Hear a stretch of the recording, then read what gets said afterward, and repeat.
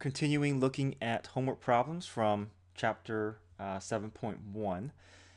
So this video I'll go over 23, 27, and 29. So 23, first thing we can do is identify the shaded region that we'll be working with. So let's graph everything that we see, y equals x. This is going to be linear equation with positive slope, y equals 2 minus x. Okay, negative slope, and y equals 0. And y equals 0 will simply be our x-axis. So we're using these three functions as boundaries to create our shaded region. So that will be this enclosed region, this triangle that we see here. Okay. Now let's think about this in terms of trying to solve this using top minus bottom. And so if we do top minus bottom, that means this top would have to be my top function, and this would be my bottom function. But the problem is, if we're trying to do this in one take, especially with the top minus bottom, we see that this top function is not consistent throughout this entire region, right? From 0 to 2, the top function here is initially y equals x, and then for this region, the top curve is 2 minus x. So either we have to explore looking at this in terms of right minus left, or if we want to do this doing top minus bottom, we have to split this and treat this like two separate area problems. This first area would be top minus bottom, but then after we get past this value of 1, then this region is different, because now the top graph is the 2 minus x and the bottom is 0. So there's two methods that we can do this. So the first method, we can do top minus bottom, but if we do that, because the top function is not consistent throughout the entire interval, we have to split this into two separate area formulas. So we can do that. So for the first region here, this first region, my top function is the x, or y equals x, which is x, and my bottom function is 0, and my interval is from 0 to 1. And second, plus, now moving on to my second area formula, which is from 1 to 2, 2 minus x minus 0. So 2 minus x is my top function, 0 is my bottom, and then we can go through and just solve. So here we get x power rule, x squared over 2. Evaluate between upper and lower bound, we get 1/2. 2 minus x, we go through power rule, we get 2x minus x squared over 2. Evaluate between our upper and lower bound. Plug 2 in first, we get 4 minus 2. Then plug 1 in, we get 2 minus 1/2. And so we get 1/2 plus 4 minus 2 plus 1/2. This combines to be a positive 1. Okay. Another method that we can go with this problem is think of this in terms of right minus left.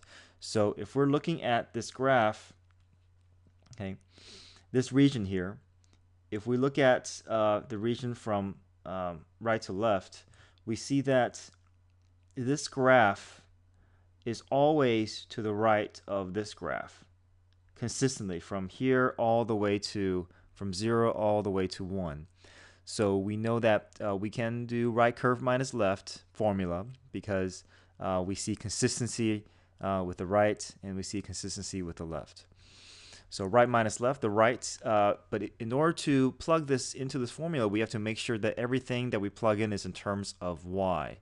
We can't just plug this in, because if we plug these functions in, we're going to get x values, and that will not, we're not going to be able to get the right answer that way. So we have to make some adjustments. So this left curve, which is y equals x, we have to say this is x equals to y, because this is the y value that we'll be plugging in. And then here, y equals 2 minus x. If we solve for x, we get x equals 2 minus y. So now our right curve is represented by 2 minus y. Okay. And we also have to make sure that we know our lower and upper bounds in terms of y value. We're no longer looking from left to right. Everything is sideways now. So our bounds will be y values from 0 to 1. So then we plug in our formula, 2 minus y, that's our right curve. Left curve is the y. So 2 minus y, which is 2 minus 2y. And then go through power rule, we get 2y minus 2y squared over 2. And then plug in your upper and lower bounds. Upper bound is 1. So we get 2 minus 1. And then the 0, when we plug that in, that's going to just leave us with zeros. So 2 minus 1 is simply 1.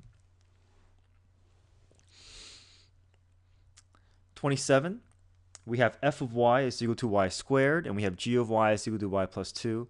Now this is the function with respect to y, so you can think of this as x equals. So this is, we can represent this as using variable x.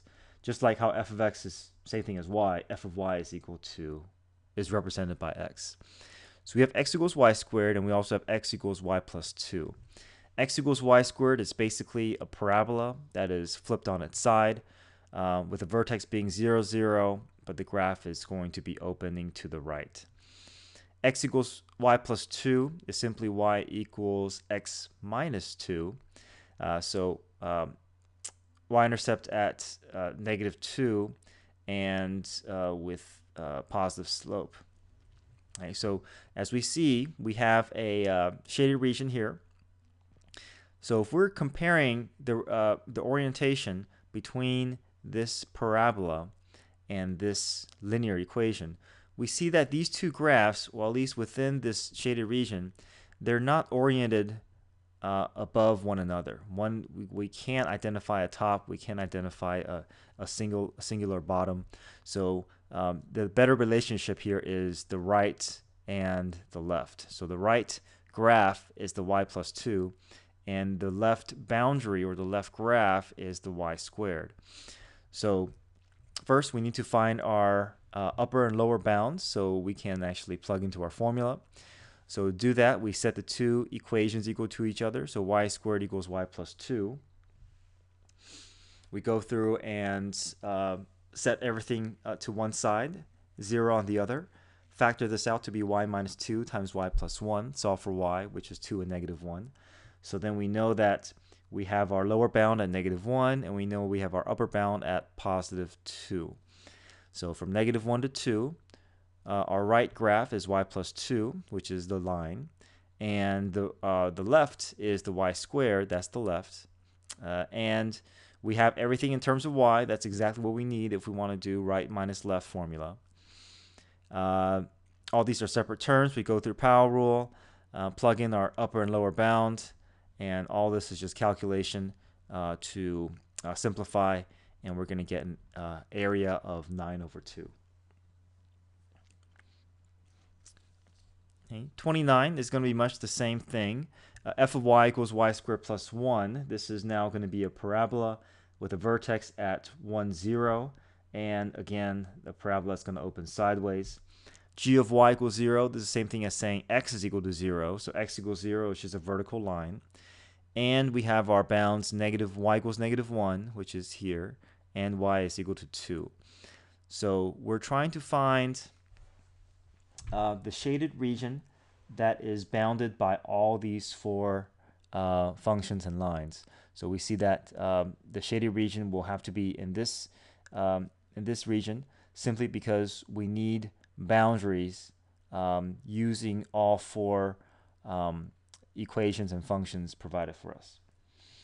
So if we look at the shaded region, we see that if we do top minus bottom, we're not going to be consistent. The top and the bottom is going to be changing, and the top, even though is always going to be this y equals to 2, the bottom function is not going to stay consistent. So either we can split it up, or even easier is looking at this in terms of a right minus left. So if we look at the right boundary of this shaded region, we see that it's all going to be this curve. And if we look at the left boundary for the shaded region, it's always going to be this x equals 0. So this right minus left is going to work well for this problem. Okay. We can tell that just by looking at the graph, the lowest y value is going to be -1, so that's our lower bound. The highest value The highest y value that you're going to see is the y equals 2, so that's going to be our upper bound. So right minus left, so y squared plus 1 minus 0. And then we solve for, the 0 just goes away. We go through power rule, y cubed over 3 plus y. Evaluate between our upper and lower bounds, so plug 2 in first. We get a thirds plus 2, then minus, then plug in your lower bound, -1, so we get -1/3 minus 1. And all this combines to be 3 plus 2 plus 1, which is 6.